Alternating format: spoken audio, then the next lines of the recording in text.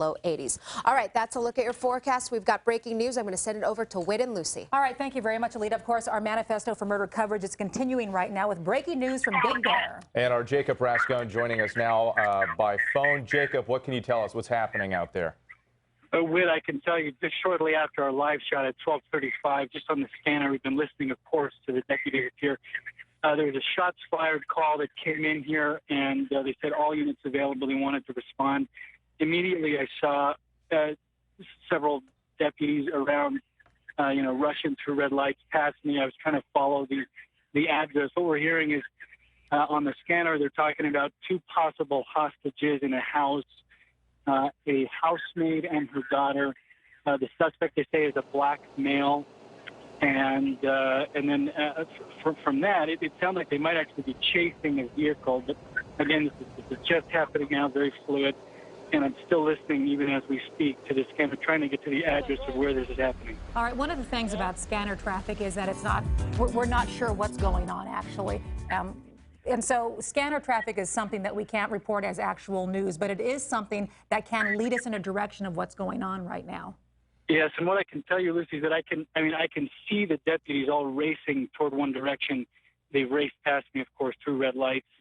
So we know that they're responding to something, and that's all we have for now. Yeah, so it's kind of, regardless of whether or not this is true, that it's a man in a home holding two hostages, either way, there is a massive police response happening in that area. Jacob, do you have any idea where you are physically in relation to where these calls are coming from? I know that it's in the city. It's in the city. They're talking about Glass Road. I'm on my way there. I'm probably a few minutes away. Outside of that, they talk about coming up to 3:30. So it sounds like, at least again from the scanner, that there are other deputies coming up the mountain. So I know that I'm within a few miles of what's going on, and of course, as I get there, as I see what's going on, then I'll let you know. All right, so this is in the city of Big Bear itself, is what you're saying, Jacob. And one of the things that we were talking about today with Big Bear is that searchers are still most definitely on the ground. They're doing their searches, and they were asking homeowners to please make sure and look if they have any surveillance video from their home cameras to look at it for possibilities of Christopher Dorner sightings. Jacob, are you there with us still? Yes, I'm here. I apologize. I'm in and out of service. The service is not very reliable here. I don't know if you asked me a question, Lucy. I'm sorry. Well, just basically to go over again what authorities are asking homeowners to do at the time. Of course, right now you're saying that there may be a hostage situation there in Big Bear, that shots were fired, that it seemed like there was a suspect that is holding maybe two hostages in a home within Big Bear. But at the same time, we were saying today that authorities were asking homeowners to check any surveillance videotape they have. That's right, Lucy. That's what they asked this morning. And this is a huge search area, like 31 square miles. Anyone in Big Bear, anyone in the 6 unincorporated towns there surrounding, they're asking if they have surveillance cameras to check them starting midnight Thursday until today. They're trying to get additional images of Dorner. They don't actually have an image of Dorner in Big Bear. What they have is, of course, his truck, his Nissan Titan, they found burning Thursday morning.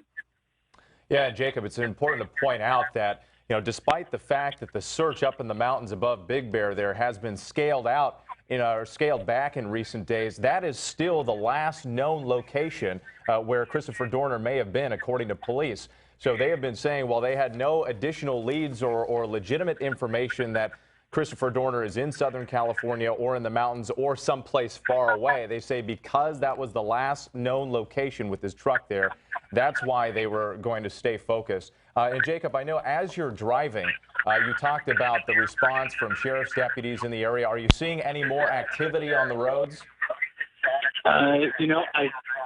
Hold on a second. I'm trying to listen as well to the scanner.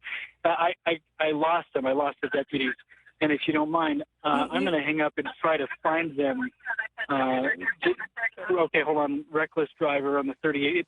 It does sound more and more like they're actually chasing someone in a vehicle.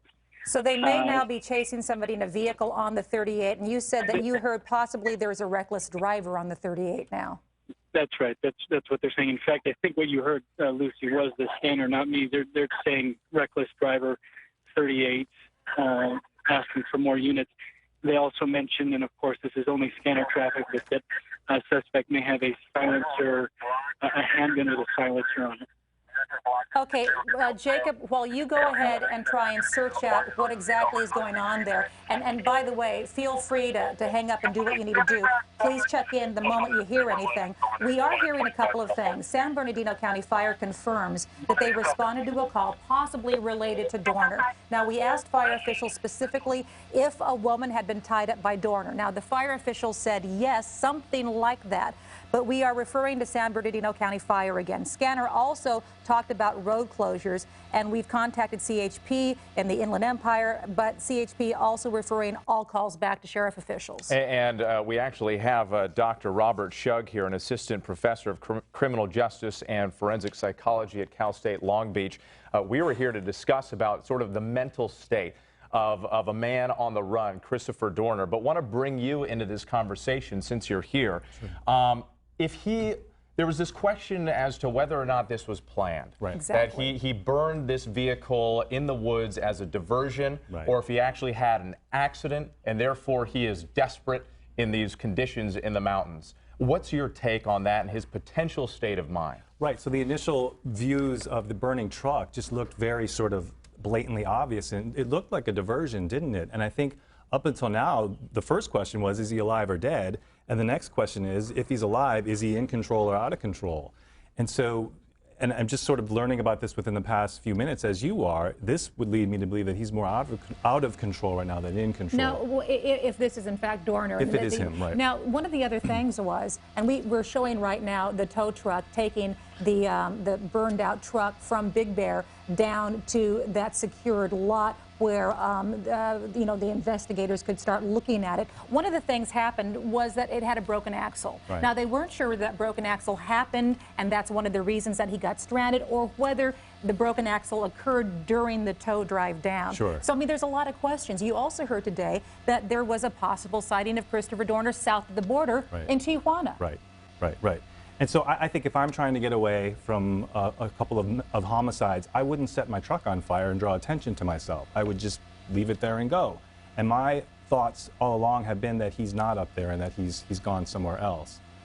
That being said, this could change everything right now. Now, if this is in fact Christopher Dorner, again, we have to reiterate the fact that scanner traffic is not reportable fact. So we are following up. We are making these calls as we speak. Our Jacob Rascone is rushing to the scene. Difficult to get around up there, cold, icy conditions. But if he is in fact still there, there was this massive snowstorm over the weekend. Who knows where he was holed up, where he may have been hiding. How would you describe a condition of a man like that right now? I think desperate. I mean, already we sort of saw signs of paranoia sort of creeping in with him. I mean, he's a very bright guy. He may have planned for many things, but can you really plan for a snowstorm? Can you really plan for... If he was up there exactly, still. Exactly. Can you really plan for the type of response, you know, that happens? So one would think that he could. I mean, one would think that if he is targeting police and he has this very well thought out manifesto, right, that he has written and chronicled all of these different events that he say happened to him, right, in his lifetime, that he would expect that they would, he called it a war, right, that they would in fact launch a war and everything and all resources to find this guy. That was my impression, that this has been thought out for a pretty long time. And so, yeah, you would think if he considered one option, ending up in Big Bear, holed up in a cabin, that he would have probably planned some form of escape. And again, I just want to mention to our viewers, as we're following this, you're seeing these pictures of Christopher Dorner breaking on the screen. We are hearing reports that there was a multi-agency response, reports of shots fired